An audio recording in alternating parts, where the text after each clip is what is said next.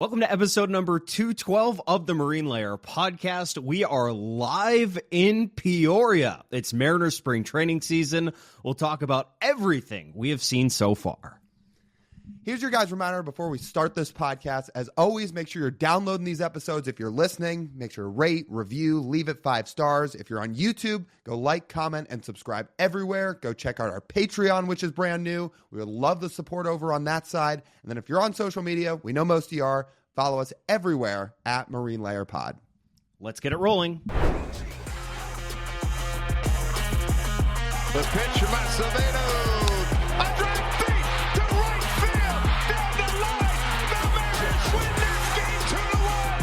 The dream lives. They're going to the playoffs. 1-1 from Jansen. There you go.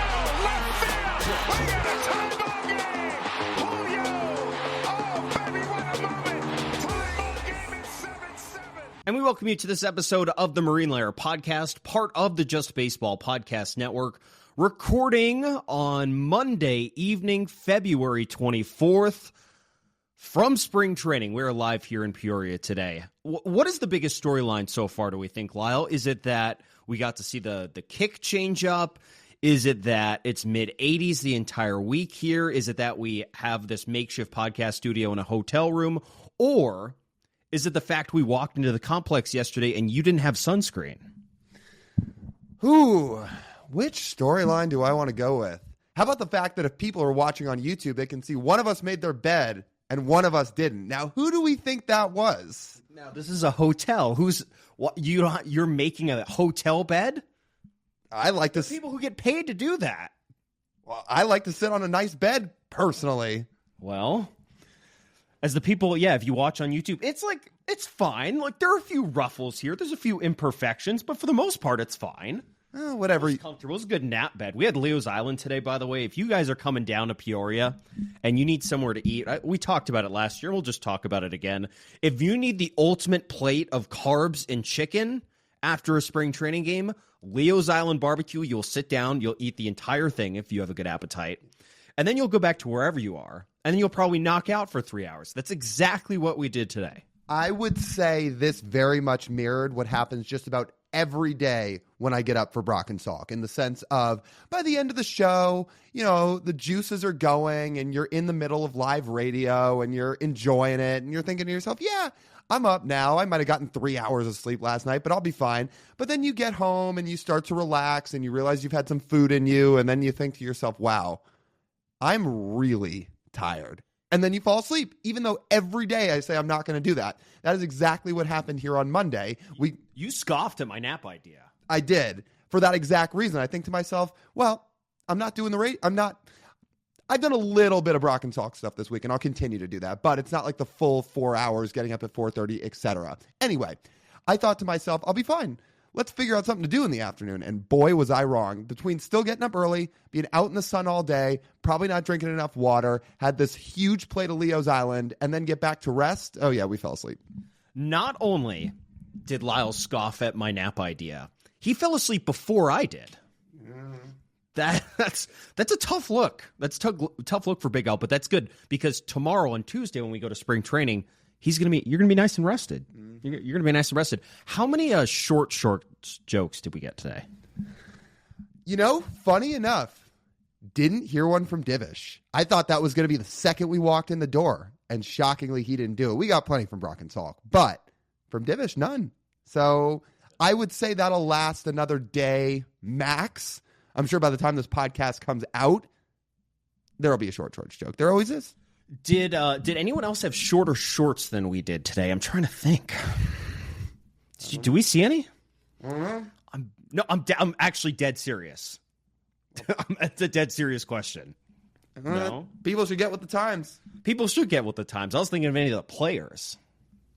I feel like a lot of guys were actually in baseball pants today, so not really. They were. They did have a game to play today in Milwaukee. That, speaking of which, we're there at the facility. This is your probably call if you're trying to go see Mariners spring training. You should probably get there early because for 95% of these spring training games, these guys are playing a 1:00 game local time, and the facility is especially if they're a road game, desolate by, I would say 11 o'clock. It was like, I described it today, like a half day at school. It got to 11 o'clock today, and the facility was empty. And when I say empty, I mean literally the only people left at the Mariners facility by 11 a.m. were like support staff. There was not a single player to be seen around there. So that's your call. If you want to go see these guys, gotta get here early. I'd say two things. Yes, get out to the facility early, but this Monday felt like a little bit of a rarity because there's usually still stuff going on in the backfield with minor leaguers. I mean, it was a ghost town today. Usually, even when the big leaguers go off, I feel like there's still stuff going on at the backfields oftentimes, but not today. Felt like a little bit of a light day. Anyway, baseball storylines. I think there's only one thing. Well, do we want to start with the big story or do we want to let people wait for the big story? Let's do the small ones first. All right. So there is one big overarching story that I would say is the story of camp over the last few days. Yeah, let's start with a couple other things first. Ryan Bliss getting some work at third base today, which is interesting. I guess it shouldn't be surprising because if you're somebody like him in his role that either is going to be a second baseman or utility infielder, you want him to play multiple positions, try to have some versatility. So obviously second base is his main spot, but to see him working over at third base, yeah, I guess it shouldn't be too shocking because you want to see him move around the infield a little bit.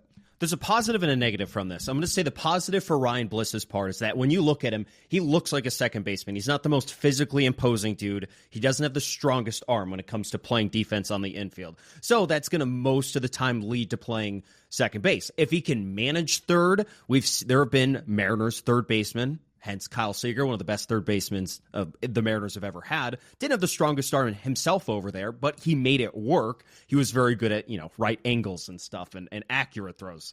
That's the worry with someone like Ryan Bliss playing over there at third base. Can he manage it? Do we know he's going to need to play some real games at third? I'm not talking spring training games. I'm saying real big league games at third. It's honestly maybe a better fit for his bat at the probably the peak of his bat. Because Mariners second basemen notoriously don't hit. Third baseman, Ryan Bliss has got the tools to hit. He showed it off over the weekend. He crushed a ball. Was it Saturday? One hopped off the center field fence against the Angels, I believe that game was.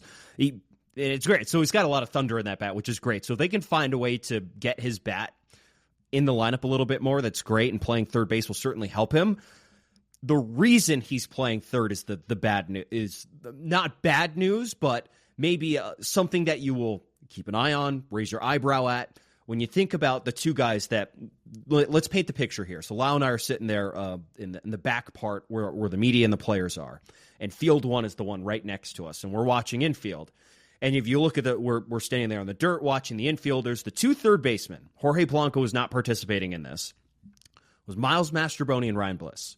Those are the two third basemen available. Jorge Polanco was sitting inside the dugout at this point. He's still getting his knee back into good shape, so he's not out there on the infield dirt. It does sort of put in perspective where the Mariners' third base spot is. The potential production of what Jorge Polanco can bring is fantastic. It's great. But seeing what happens if a plus 30-year-old Jorge Polanco off of major knee surgery, something happens to him, it is thin, to say the least. Is thin a good describer? Do you have a different word? No, that's probably right. Because, again, if he goes down, who's really behind him at third base? You could list off Austin Shenton, but he's not really a third baseman at this point. He's not a great defender. So, yeah, that's why you saw Bliss and you saw Mastrobuoni out there, which, if that's what you're resorting to, it's not a ton of depth. It's just how it is. So they kind of need Polanco out there and playing third base. I'm not going to get overly concerned yet, considering it's been a week, not even, since position players have reported officially, and they're just getting into the flow of things. So I'm not going to freak out yet. Hopefully in the next few days, you start to see him out there and taking ground balls and starting to get acclimated and everything. But yeah, exactly. They need some backup options if he were to be injured or if he spends any time during the year on the IL, no matter what. So to see Bliss getting work over there, the big question with him is, could he make that throw? But you want him to have some versatility. You don't want him just as a second baseman only. So I get it. The big question is just about those long throws for him. We've also, though, talked about the depth a little bit. We said, yeah, there are points on this team that are thin, and the infield, as unproven as it is, the group is also incredibly thin across the board when you look at returning production and guys backing up other positions. It's just not really there at this point. I don't think anything encompasses that more than if you take a look at that third base option. And that's if Dylan Moore is penciled in at the everyday second baseman, which takes his backup option, him being a backup option, away from any of these other positions. So it's like almost like this snowball effect when it comes to how we look at this infield. Well, the other option here is if Polo does start the year on the IL, or if just at any point during the year he misses some time, I feel like the more likely route they go is Demo just plays third and Bliss plays second. So it's not great depth. I get it. They don't have a ton, but that's probably how they would operate the infield, if I had to guess, I think. Also, okay, let me call back something you said. Do you feel like Bliss's bat really is better for third base? I know he's got the potential to hit, but I don't really think of his bat profiling as a third baseman. I think of him more as a second base profiled bat. Are we basing it off of the MLB average? Which, by the way, third basemen recently have not been the best hitting group in Major League Baseball, so maybe that saves my argument a little bit instead of me talking out of my ass. Or are we judging it based off of what the Mariners did last year at those positions? Well, second base and third base, if you're judging off last year, pick your poison. So, Ryan Bliss is a perfect fit at third base. Well, now you're being mean to Ryan Bliss. That's not. I'm not. I'm saying he's probably more talented what they got out of the production at those positions last year, which you and I both said have stunk. I see that. All right. That's fair. Yeah, look, if Bliss can move around, that's great. And if he can play third and he can play second, he can play some shortstop too, because he also played shortstop at Auburn and he did a little bit in the minors. So he can move around the infield. And to see him moving around the infield is probably a good sign. I would say storyline number 2 is Matt Brash just continues to progress in his bullpens, which awesome sign. He's up to 90, 91. He's mixing stuff in. No setbacks yet, and hopefully there are none, but all good signs so far. We watched him and Coar throw today. They were throwing their bullpens simultaneously, and they're both rehabbing from Tommy John, and each is at a different stage. Coar's going to be ready a little bit later, I think around midseason. Brash is, as we've talked about, going to be ready earlier. So Brash was up into the 90s. Coar was in the mid-80s. Here, Brash sequences it this way. I did learn this from Ryan Divish, and this is why he's the best, because he knows everything. Brash, when he's rehabbing, he will go... If you see this online, just remember this from perspective as he ramps this back up. He will go every other bullpen where he throws his slider. He doesn't spin at every single bullpen, it sounds like. So today was one of those odd bullpens where he's throwing his slider. His next bullpen that he throws, he's going to do only fastballs, and he'll probably keep it right around the same velocity of 90, 91 miles an hour. I'll say it looks a lot faster standing behind it, but that's only how much it was. Jackson Carr was about 88 to 85 today. Even though he's big, and when the mitt pops, it makes it look like he's throwing a lot harder, but he was only sitting in the mid-80s today. He's still got a little bit to go in his rehab. Can I just note, shout out to the Mariners for some of these renovations at their spring training complex. As media, it is so much better. It's a great... So think about it on the patio, because you could see this if you come to the Peoria Sports Complex.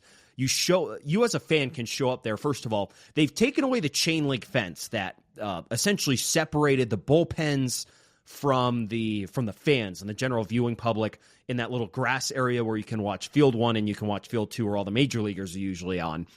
And they instead put some turf down right on the fan side of that, and then they pushed essentially the fence down and lowered it to about waist high, where it's metal, you can lean on it, you can put a drink on there, a water bottle, etc. So the fans don't have like an obstructed chain link view of watching these guys throw their bullpen. They're just a little bit farther back, and there's that now turf area right in front of them where guys can get turf work in, and I think it feels like as a fan that you're a little bit closer to it, but also they've carved out a little bit more space for the media members and the players to stand behind the bullpens and watch these guys throw, which is really nice, I would say, objectively for us. And they threw in some more chairs on the patio for us, which was very nice. We can sit down on the patio in these lawn chairs, and it's fantastic. So shout out the Mariners. Like, that was great. I love the turf. Oh, all the renovations look awesome. The bullpens were fun to watch last year, even just watching it from behind the pitcher, but being behind the catcher, 180 different perspective. Like, if you were back there watching Andres Munoz throw his bullpens, jeez. And we'll get to him in a minute. So Coar and Brash are on a little bit of different timelines. One, because Brash is just doing phenomenally in his recovery, it sounds like. But also, another thing that, look, I'm not a doctor, but I'll try to explain this as best as I can. I think Coar had the full Tommy John with the full brace, with the longer recovery. So he is taking closer to the full 14 to 18 months to work back. Brash didn't have that full thing. His timeline is about more of a 12-month timeline that he sounds like he's on track to beat right now because his surgery was a little bit different. So Brash is progressing well. Coar seems to be progressing well. That was certainly another takeaway from today, I would say. What else do we want to touch on here? Colt Emerson hit the dick out of a ball this weekend. 111.6 miles an hour. Man, I can't wait to when we get to finally go to our first game at spring training here on Wednesday. I hope he plays. Because this dude, I mean, talk about buzz.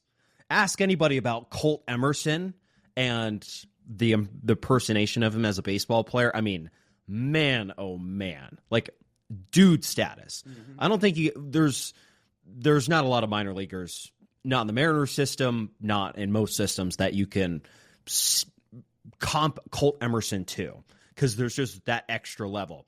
Shout out to Laz here on Monday, hit a home run to dead center field in the big league game against the Brewers. That was pretty cool. Michael Arroyo had a ground rule double down the left field line. That was also pretty cool. What do we think of, if we want to take a leaf out of Brock Ewart's book, what do we think of the physiques today? I got to tell you, speaking of Colt Emerson, we talked to him last year around this time in spring training, and he looked like more of a typical minor leaguer. He'd just been drafted 6 or 7 months prior and was just getting his feet wet in his first spring training period. He was over in minor league spring training, and he got a handful of games throughout that spring to get a few at-bats in the big league games, but he was not in big league camp. He's in big league camp this spring. He's starting to really look like a big leaguer. If you want to go the physique route here, he's starting to look pretty built. That was one of my big takeaways from today, I thought. Yeah. Who's someone else? Brian Wu, I thought, looked really good. Dude, enormous legs on Brian Wu, which is really good for him. Who else stood out? Julio obviously looks like Salk's words were chiseled out of granite, I think, today for Julio. That was good. I thought everyone looked good. I thought Munoz looked slim. I thought he looked really good, Andres Munoz, when he's out there on the bump. So that was good. What? Darius Valdez, I don't know if he's going to be on the team, but he's huge. That dude's a tank. Yeah. He's 6'8". Crazy. Let me make one more note. Now, this was not while we were here. This is the last note, I think, before we get to our big story. This is not while we were here. This was Sunday while we were traveling in. It got reported that Cole Young's been limited a little bit over the last few days. It sounds like he's got a little bit of a sore throwing arm, so he hasn't been in the field much. He pinch hit in the game on Sunday, but he just hasn't gotten crazy extended work, at least for now, and it doesn't sound like it's too serious, but it being this early in the year, it being spring training, I think the Mariners are operating cautiously, which is obviously smart. That being said, if possible, I would love to see a bunch of Cole Young this week because, if you ask me, this is the most intriguing dude in this entire camp. And I say that because he has such a wide range of opportunity in terms of where he could be by the end of the spring. I don't think he's going to make the roster at a big league camp, but I want to see how close he truly is because of all the highly touted prospects, he is the closest one to the show, and I want to see how he handles a full 6 or so weeks of big league camp. He's the only top 10 prospect that has a chance at the big league roster within the first 3 months of the season. And that adds all the intrigue you need because the prospects, we love watching thinking of the hypotheticals of all these guys, but really once they make the big leagues, that's when this real interest starts in all these guys and that real impact can be made. And it's just him. Everyone's looking at him and the sort of things he can do. But like you said, we didn't see him today. There are a few prospects we didn't see today walking around. I'll be curious if we see them tomorrow. We didn't see Johnny Farmelo out there. Didn't see Ty Pete. They might have, again, just been inside like stretching or something or doing yoga. I'm gonna guess that's what it was. Yeah, there were some guys that were taking it real light today, like Shintaro Fujinami, for example, who threw yesterday. Or I was watching him. He spent the entire day stretching and working out, which is great. Shout out to all the pitchers who have made it to this point of their careers. I was sitting there thinking about this at spring training.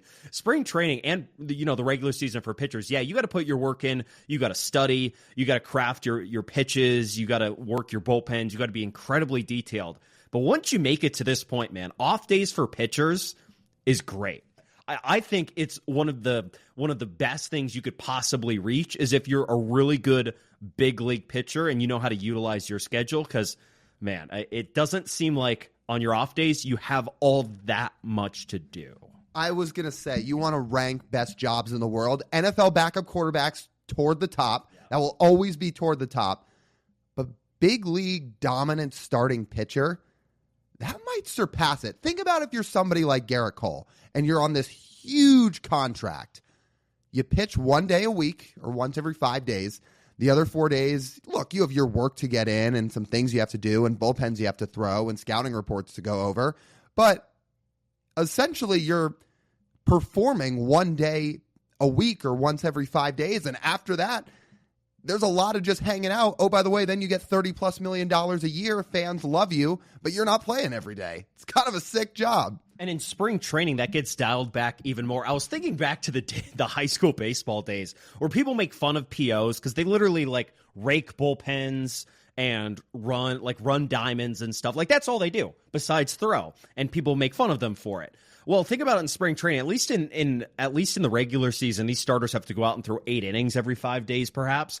In spring training, they're throwing at this point 2 innings, an inning and a third. So it's it's a real light workload as they're ramping up. And I use Fujinami as an example because he threw out of the bullpen yesterday. He knew he wasn't throwing today. These guys know exactly when they aren't throwing, based on how Dan Wilson and Jerry Dipoto and Justin Hollander decide they want to stack their pitchers up because they map all this stuff out ahead of time. And he knows, man, I could just show up to the facility, I can stretch, I can get my workout in, and then go do whatever I want to do. I will say, he was at the facility longer than anybody I noticed today. He was one of the few people left when we left, still there at the facility today. So, shout out to him. He's, do I want to say fun? Yes. Yeah. Fun. I think fun's a good word.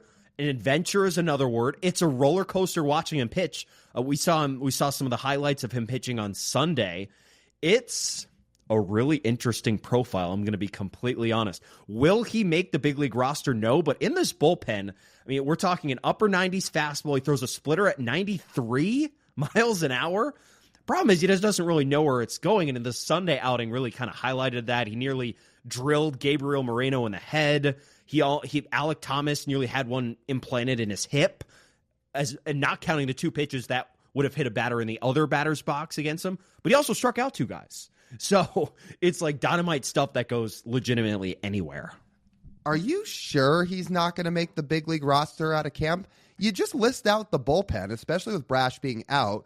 You got Munoz, you got Santos, you got Snyder, you have Sauce, you would assume Gabe Spire, you would assume Trent Thornton.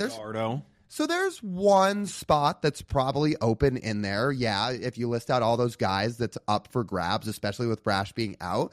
I wouldn't say 100% no to Fuji making the roster out of spring training, because if he throws well, that's a pretty intriguing arm. 100% no. I will remember they traded Ryan Stanek last year, who had many of the same problems that Fujinami has.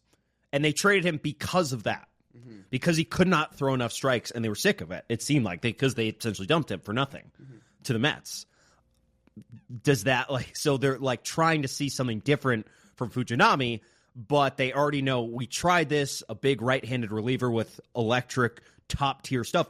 How much time did we spend talking about Ryan Stanek stuff last year? This dude has the best stuff on the team. It's so incredible, but he can't throw strikes. And Jerry Dipoto said, sorry, I can't have him in my bullpen. He doesn't throw enough strikes.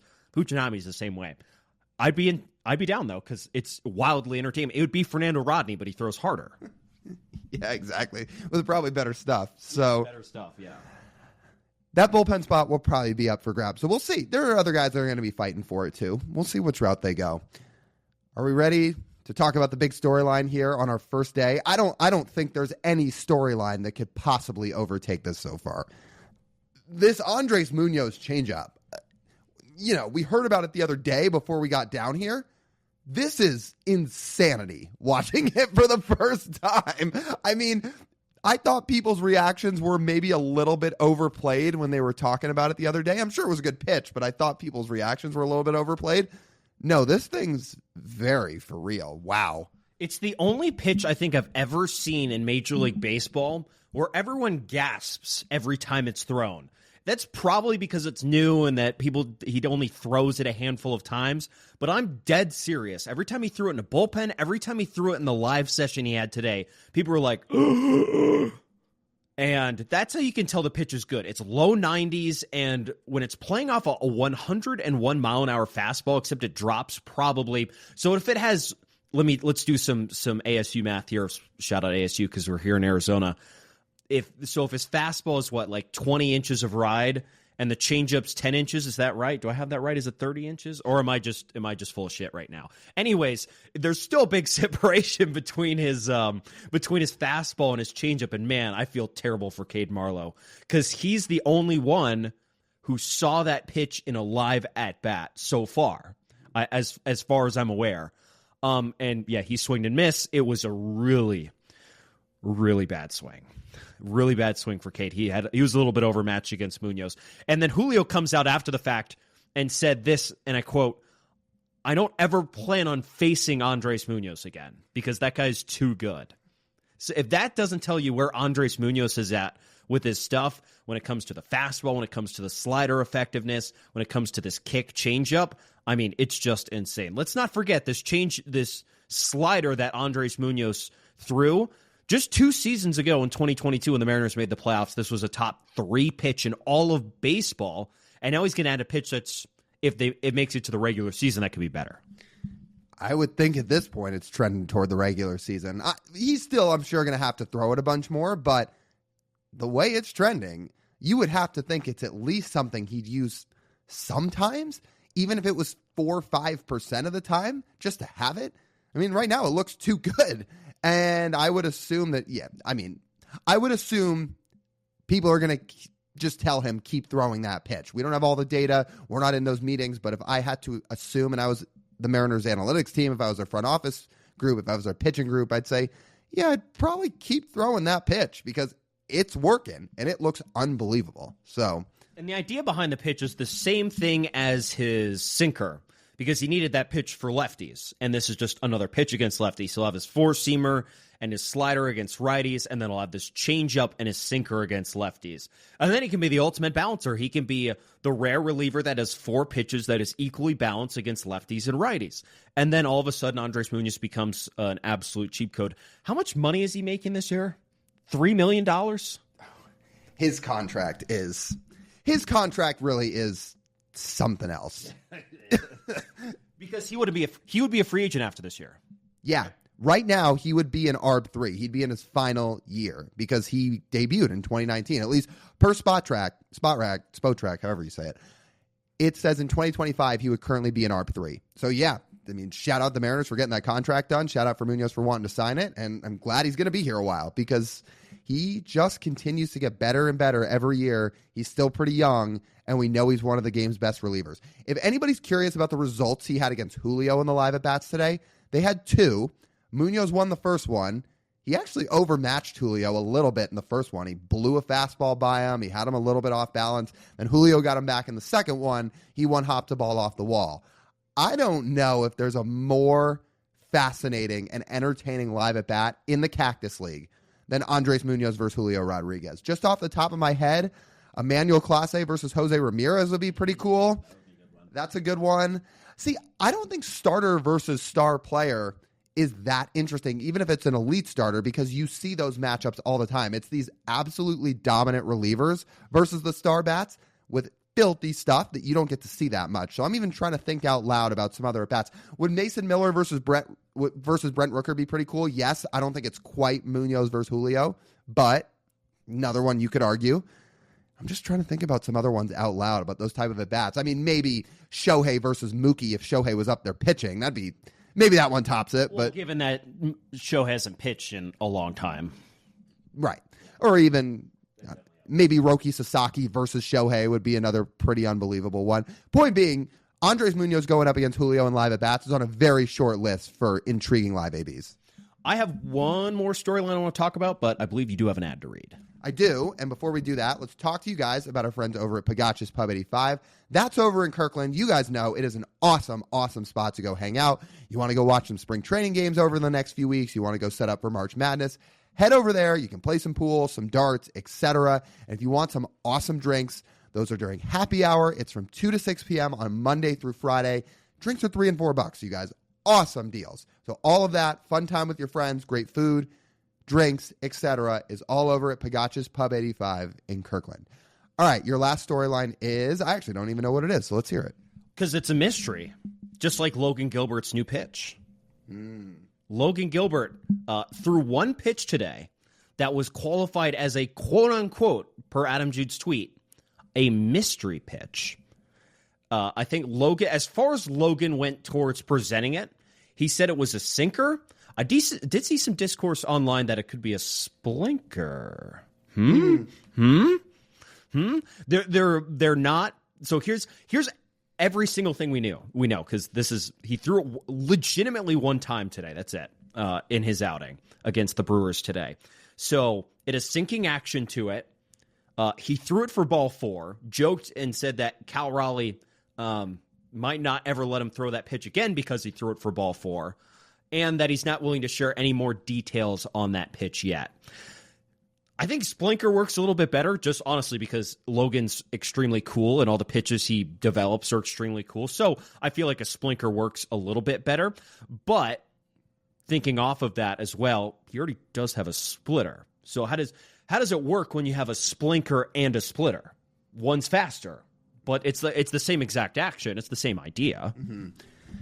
Well, has he been watching Paul Skeens on Pitching Ninja? That's my question. I hope so. That feels like the type of thing Logan could do where he'd be watching some Pitching Ninja stuff and somebody like Skeens, and he's like, yeah, I'm going to do that. So he's only thrown it for one pitch. We'll see if he continues to throw it, but anytime Logan Gilbert adds a new pitch to his arsenal, am I going to be intrigued? Yes, because the dude is the ultimate mastermind, always wants to get better, and most of the pitches he has coined so far in his career have worked out, so I want to see him keep going. And for Logan, I don't even feel like he needs to add another pitch. He's obviously going to want to because he's Logan Gilbert. This is what he does. He tinkers, he adds, he develops. Dude has a complete arsenal. He has pitches to righties. He has pitches to lefties. He can pitch up. He can pitch down. He can pitch off speed. He can pitch breaking ball. He can pitch hard stuff. He has stuff that rides left. He has stuff that rides right. Like, he legitimately does not need another pitch. But he said, yeah, so what? It's spring training. Why not? And, hey, we might not even see the pitch at all during the regular season. It's like the first year of George Kirby's splitter. The first year of George Kirby's splitter, I remember we were sitting here, the first year of this podcast, we sat here and talked about it. I was like, oh, my God, George Kirby has a splitter. George Kirby has a splitter. George Kirby has a splitter. He didn't throw it pretty much at all season. Now, this past season, he threw it a lot more. But the first year, he did not. That could be one of these pitches. We're really in the experimental phase of spring training where guys are trying to see if stuff works against live hitters, and then they'll go from there to decide whether or not it's worth throwing it in games that actually count. Yeah, this was the same year that while George Kirby learned the splitter, a bunch of guys learned that splitter, including Robbie Ray, when you told people to take the over on strikeouts, and then we had a friend that got really mad because you cost him money. Did the splitter cause Robbie Ray to get Tommy John? People will never know. I'm going to say no. I'm going to say it was probably the fact he was throwing 95 in his first spring training outing. Well, that's probably more realistic. Point being, TJ lost people money. I did. Yep. Now, there's a reason we don't do betting segments on here anymore, really, at all. Maybe one day. We'll see. Maybe one day. Yeah, maybe one day. Let's do a sunscreen report, dog. How are we looking? I probably could have done a tad bit better. I didn't do awful.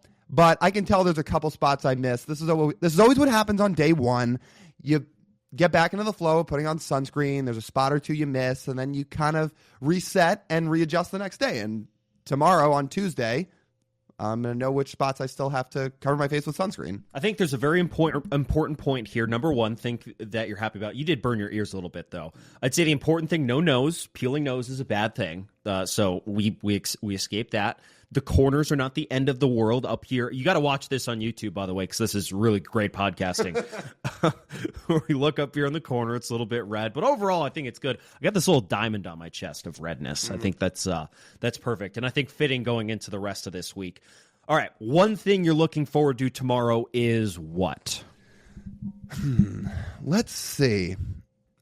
I mean, I don't want to circle back to Cole Young, but I really hope to see Cole Young. I want to see him get out on the field and him start to do a little more hitting and certainly a little more infield work and just see how he matches up with a bunch of the other guys in big league camp. That is my hope. Will he be out there? We're going to have to wait and find out.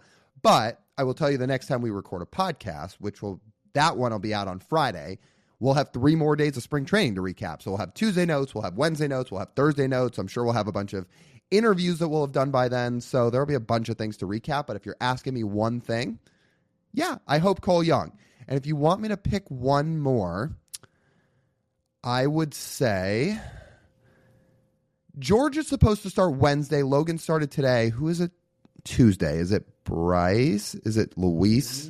I think Luis, yeah.